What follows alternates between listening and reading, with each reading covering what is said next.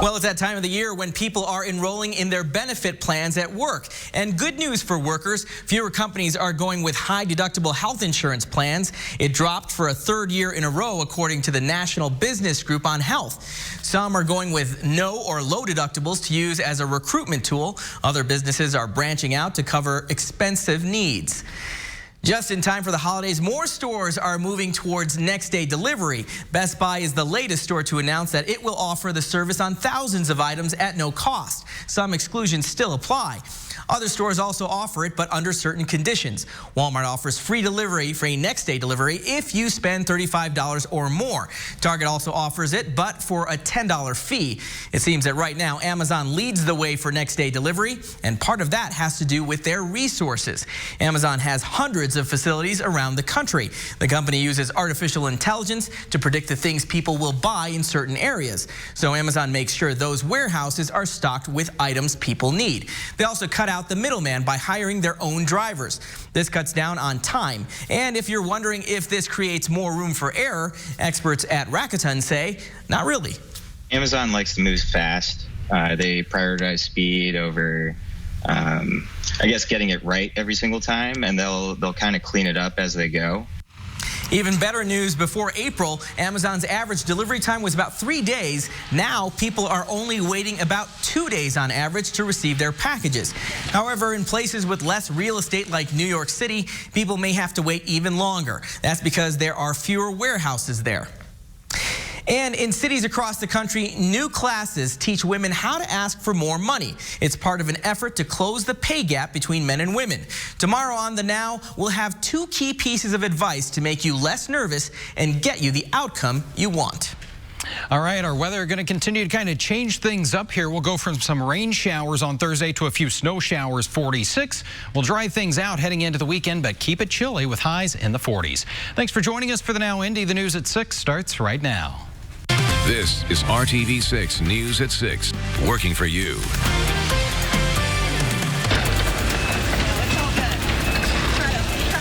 After years of problems, a vacant and dangerous apartment complex is being demolished. What this means for people who live in the area and what comes next. I'm Nicole Griffin tonight on the north side in the Butler-Tarkington neighborhood, getting answers for people when it comes to Butler students parking in front of their homes.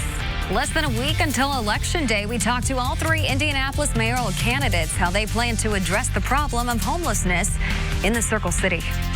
It's no trick, but you may not consider it much of a treat when snowflakes could fly on Halloween. He's making a list and checking it twice. Santa has a big job, so he is hiring helpers. You can get some of that North Pole cash. First at 6, a cloudy, foggy, and rainy day across central Indiana.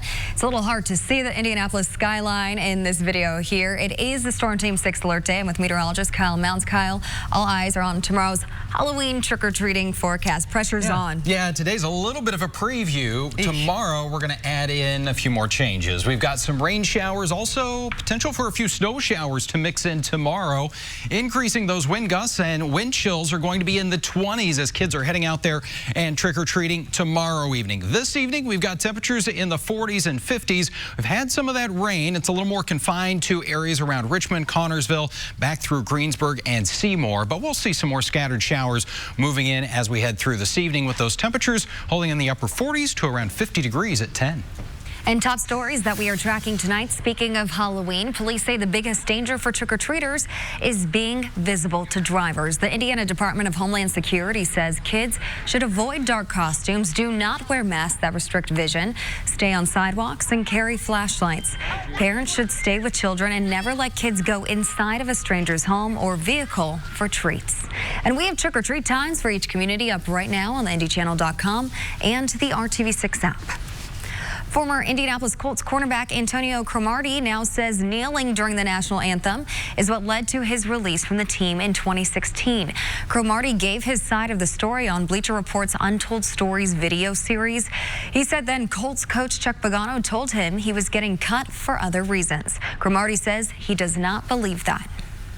And tonight, a Greenwood man is charged with child molestation. Prosecutors say it stems from an alleged attack on an 8-year-old girl. Today, the Johnson County Sheriff's Office announced the arrest of this man, 51-year-old Richard Huffman. And Justin, Twitter announces it's banning all political advertising. Twitter officials say social media companies give advertisers an unfair advantage in proliferating targeted and misleading messages. We've looked at it so long, just being here, not doing anything but being a blight to the community. A problem property on the northeast side is coming down. Demolition is now underway on the vacant Oak Tree apartment buildings at 42nd and Post. Megan Sanctorum is working for you to find out what this means for the neighborhood and what's next for the land. Fires, crime, vandalism, and a tornado. The now vacant Oak Tree apartments are not what they were when Samantha Douglas's parents lived here. To kind of see it get to this point before we went ahead and got rid of it was kind of crazy. She and others from this neighborhood describe a very different scene years ago. They were beautiful, had a nice swimming pool, greenery, the structure very nice, but to see them to come to this state, as you look around what they are now, you wouldn't believe it. But Counselor Lakeisha Jackson says for about the past 15 years, she's watched this property go downhill. Police describe it as a breeding ground for crime, putting people who live and work in the area at risk. To have to walk past this area and not know what's inside or, things like that is scary, right? And just not safe at all. The property was declared a public nuisance in 2013, and in 2014, the final residents were evicted due to a lack of running water. It's owners that really didn't care for or take care of the property or the people in it. But now there's a newfound sense of hope. People who live in this area say they are already excited about what could be next for this land. I would love to see mixed-use properties, even like a new kind of residential property. We don't have any sit-down restaurants in this district. Local leaders tell us they plan to hold town hall-style meetings in the coming weeks to learn more about what the community's vision is for these 19 acres. Working for you, Megan Sanctorum, RTV6. Oak Tree Apartments has been the site of crime, fires, and vandalism. Right now, we want to go back over its dark history. 2009, a woman's body is found inside an empty apartment at the complex. 2012, a man is discovered with gunshot wounds there and soon after died. 2014, remaining residents of the property evicted that February due to a lack of hot water or any water really. Since then, neighbors reported squatters taking up residence in empty buildings. 2018, the area near the apartments sees one of the most violent parts of the city for the first couple months of the year. Then a judge orders the owners of Oak Tree Apartments to tear the property down. That did not happen, and the court system had to step in again this year, finally leading to the start of today's demolition process. In the meantime, though, March 2019, fire investigators say someone intentionally lit 2 fires at the apartments, and there was another fire in July. Like we saw today, the community says this demolition is clearly long overdue. It'll come on Tuesday and park until Friday, and they don't move at all. RTV6 is working for you, getting answers and bringing awareness to a parking issue near Butler University. People living in the Butler-Tarkington neighborhood are frustrated with students parking in front of their homes.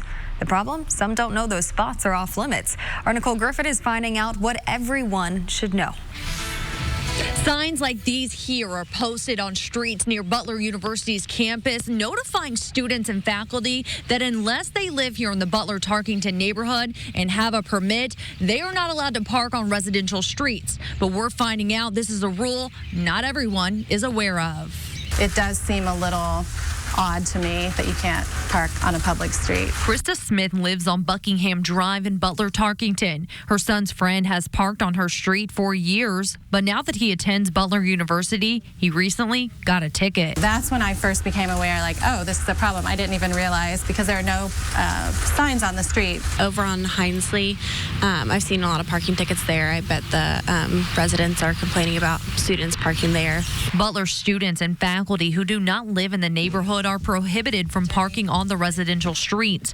If they are visiting, they must park on private property, like in a driveway.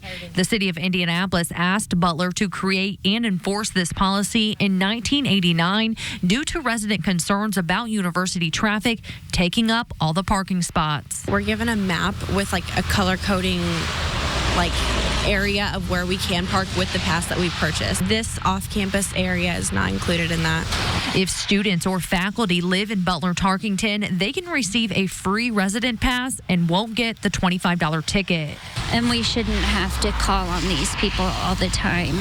Elizabeth Money says a Butler student parks in front of her home every week, stays for a few days, and blocks the spot right in front of her door. We called one week and the people moved their car that same day, but then they came back the next week. So we had to call again.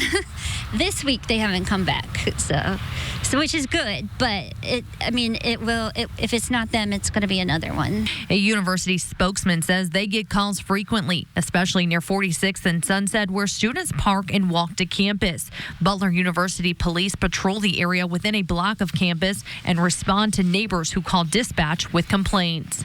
Working for you on the north side, Nicole Griffin, RTV6.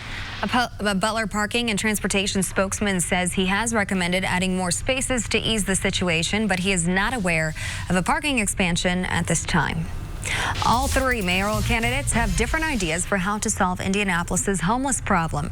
Earlier this year, the city was awarded nearly $4 million to help combat youth homelessness. The most recent count revealed more than 1,500 homeless people in Indianapolis earlier this year. But experts say that data may not show the full picture of the problem. We asked all three mayoral candidates how they plan to tackle homeless if they're elected next week. We have to find a place somewhere in the city where we can have the homeless not only have a place to stay temporarily, but also a place where we can say, okay, here is where the outreach center is, here is how you can get out and improve your lives. Our point-in-time count shows that for the last 2 years, we have seen a decrease in the number of those suffering chronic homelessness. There was an interest in having a homeless facility for veterans in our city, but the neighborhood rose up and said no. When I become mayor, I will get right in the middle of that and we'll find a solution for that. Indianapolis voters will choose one of these three candidates on Election Day, which is November 5th. Stick with RTV6 all week as we ask the candidates about the top issues that matter to you. Still ahead, Santa is 2 months away from his big job. He is hiring and he needs your help, and you can get paid. And on May 1st, Christmas Addicts High School has been around for a long, long time, but this week, celebrating something that's never happened before.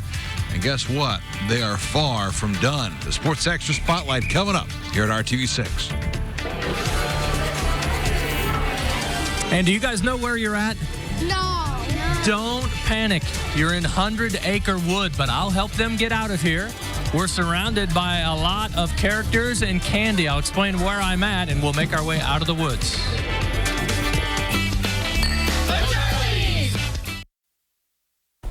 Tis the season. Santa Claus is coming to town, and he's got a big job to do, so he is hiring. In this evening's Hiring Hoosiers, RTV6's Mark Mullen shows you the jobs open to help out Santa.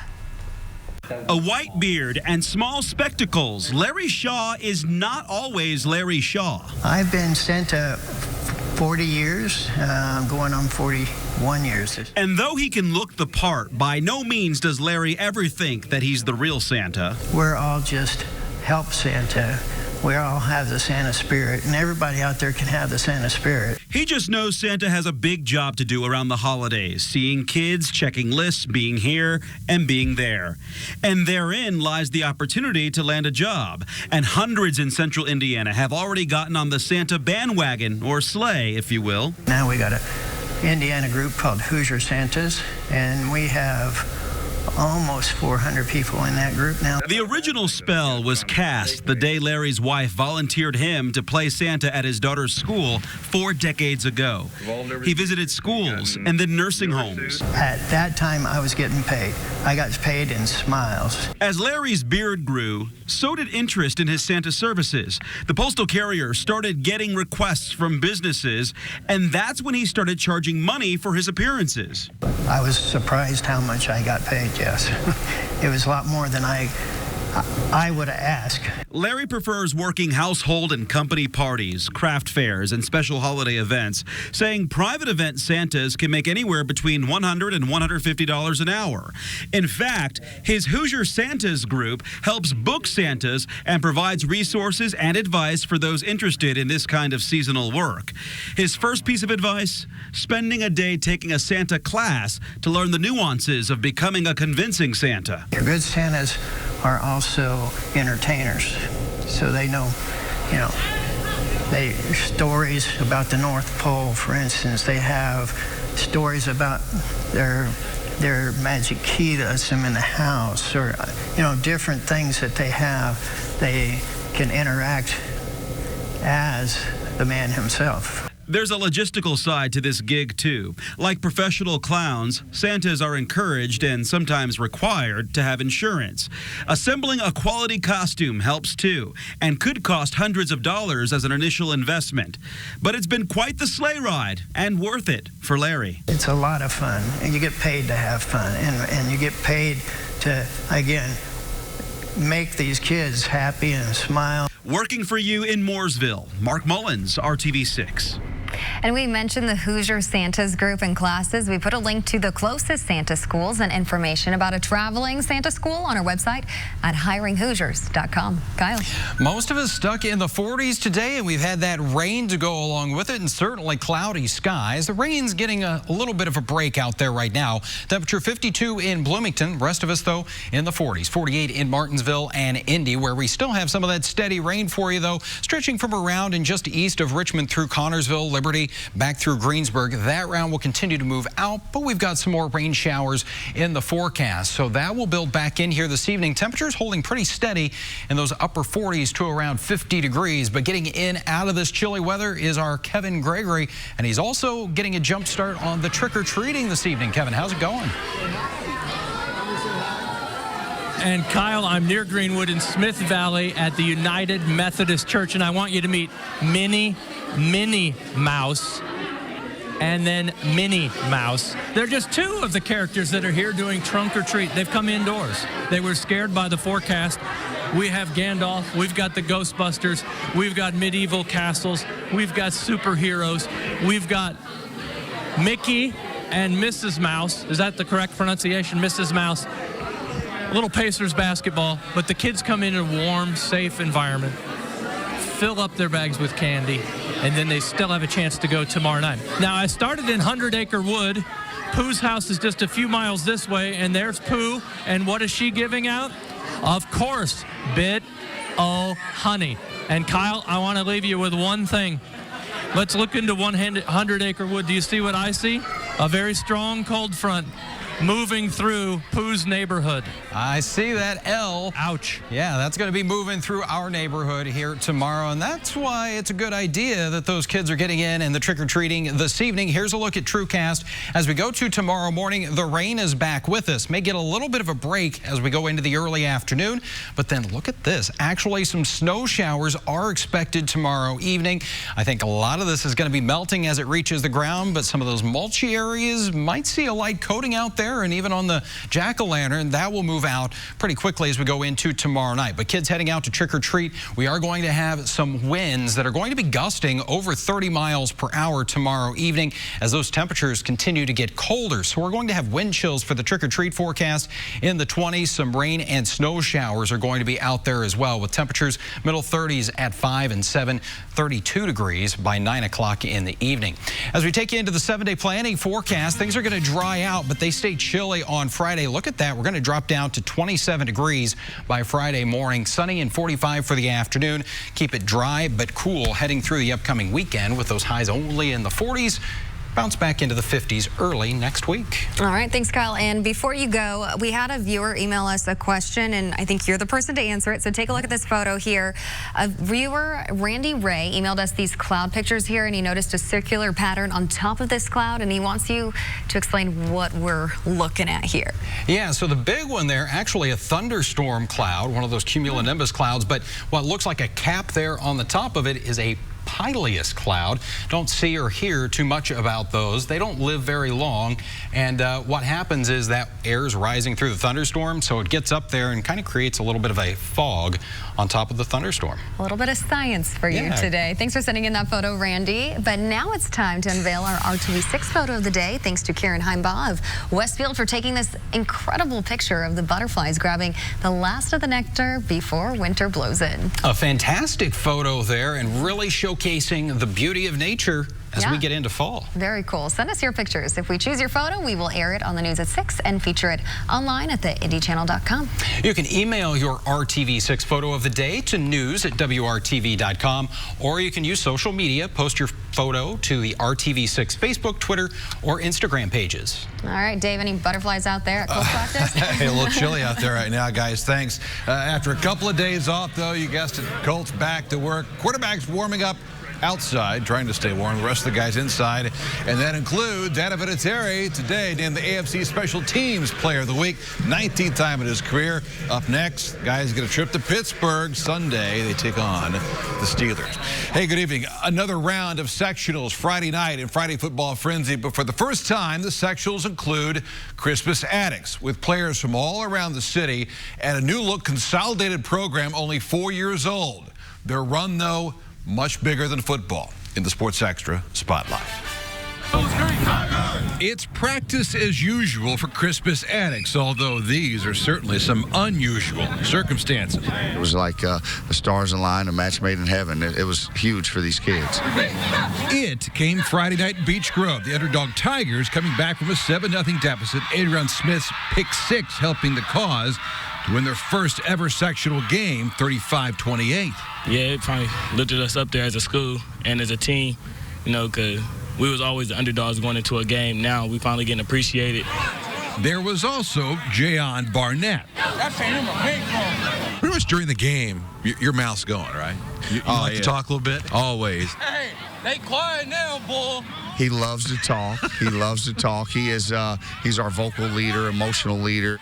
And why not when Chris Patterson connects with Duvon Love for this incredible winding touchdown. Band of brothers here for you guys? Yes, sir. You've been through a lot. So. Yeah, most of us has been here since freshman year when it was just a team of freshmen and one senior. So we built a brotherhood. No one's seen it quite like assistant head coach Darryl Watford. His grandfather, Alonzo Watford Sr., is remembered on a nearby street sign, and the field that Addicts now practices is named after him. He was the athletic director and football coach when Addicts won its first basketball title in the 1950s.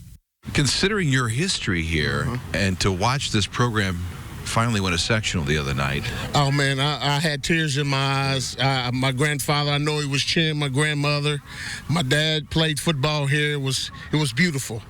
It was beautiful. They dumped water on me, so I'm surprised I didn't get a cold. But, hey, man, I wouldn't give that up for the world.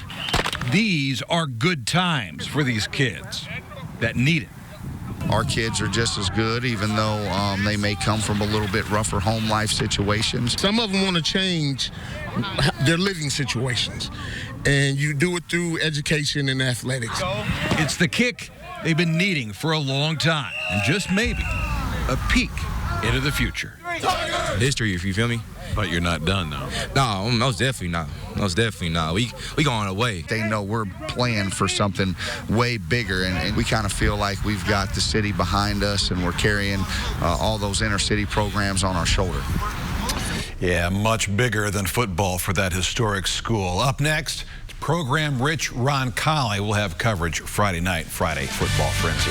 The news at 6 continues after this. Make it rain. A little messy tomorrow. We start off with temperatures in the 40s and some rain, a few snow showers by the evening, and those winds gusting over 30 miles per hour. At least it gets brighter for the weekend, but it stays chilly. That average of 60 would feel pretty good. Bundle up your trick-or-treaters if you're going out tomorrow. We'll be back for the news at 7.